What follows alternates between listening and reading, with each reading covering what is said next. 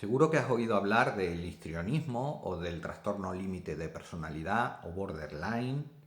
No son la misma cosa, la gente suele confundirlas muchísimo y hoy vamos a hablar precisamente de esas diferencias.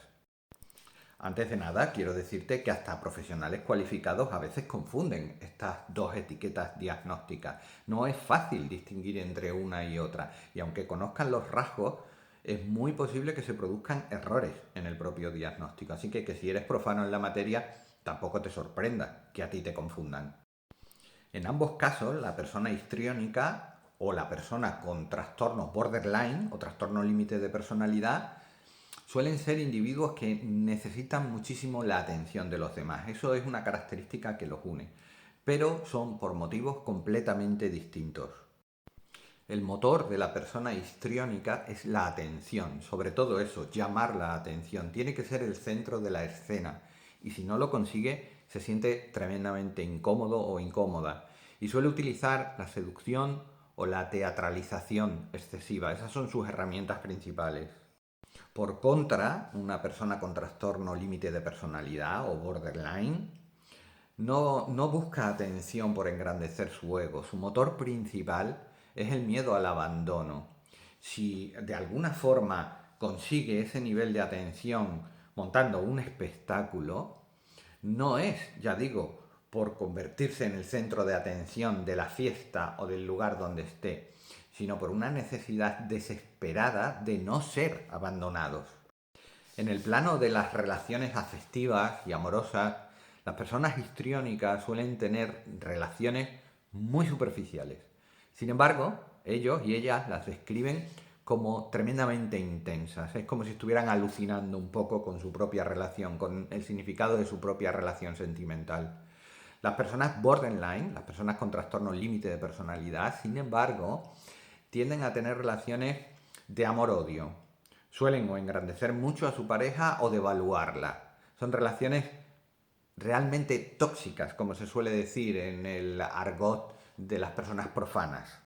El borderline además suele ser una persona muy intensa que tiende a explosiones emocionales enormes que además mantienen el tiempo. Sin embargo, el histrionismo, aunque también suelen ser personas realmente teatrales, también intensas, por llamarlo de alguna forma, esos enfados que muestran a veces se suelen diluir muy rápido en el tiempo. Eso es una diferencia fundamental. El histriónico monta un espectáculo y al rato es como si no hubiera pasado nada. El borderline, cuando monta un espectáculo, lo mantiene en el tiempo y puede durar días, semanas o meses. Es absolutamente espectacular cómo le llegan a afectar las cosas que se ha imaginado, que no son ni siquiera ciertas. Otra gran diferencia, por ejemplo, es en lo que se refiere a la autoimagen. Una persona histriónica tiene una autoimagen que depende mucho de la validación social. Depende del aplauso y de que lo alaben en un momento determinado. El borderline, sin embargo, tiene una personalidad totalmente fragmentada. No saben ni quiénes son. Es mucho más triste incluso. Yo diría que es incluso peor. La tendencia también a presentar una conducta demasiado seductora es propia de las personas histriónicas.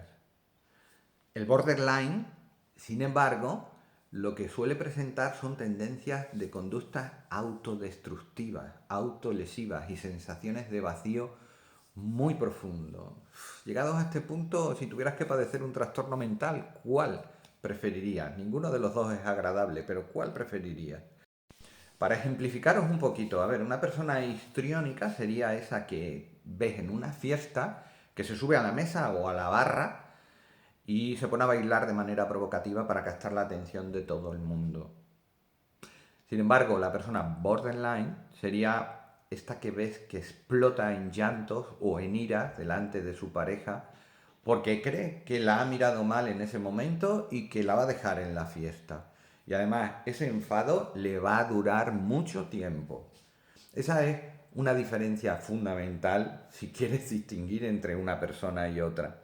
Ahora bien, ojo, no todo el mundo que hace este tipo de cosas tiene por qué ser un histriónico o una persona borderline. Cuidado, que tampoco hay que establecer un diagnóstico solo por lo que ves a primera vista en una fiesta, ¿eh? Ambos perfiles, ya digo, pues pueden ser seductores al principio, muy seductores.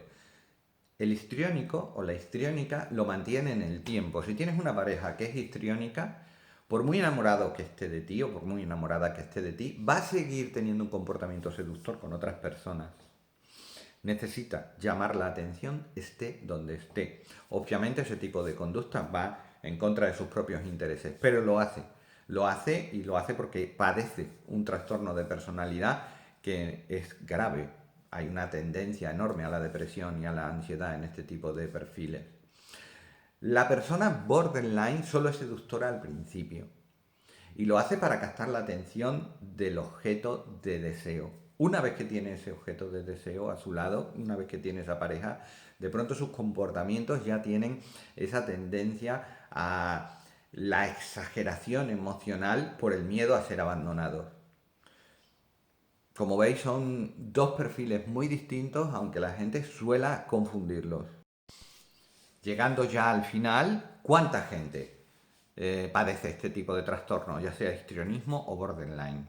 Aproximadamente el 3% de la población.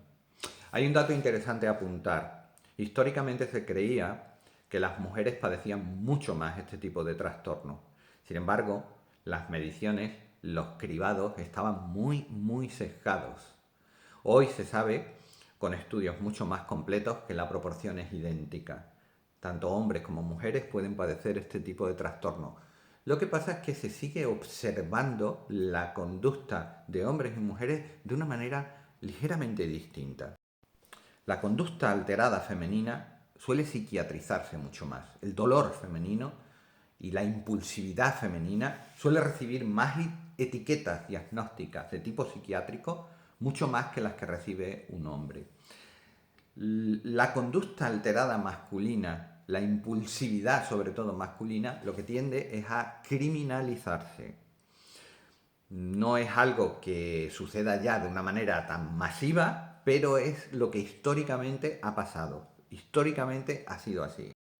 Además, los hombres suelen enmascarar su miedo al abandono con gravísimas adicciones. Eso sí os puedo asegurar que sigue pasando hoy en día.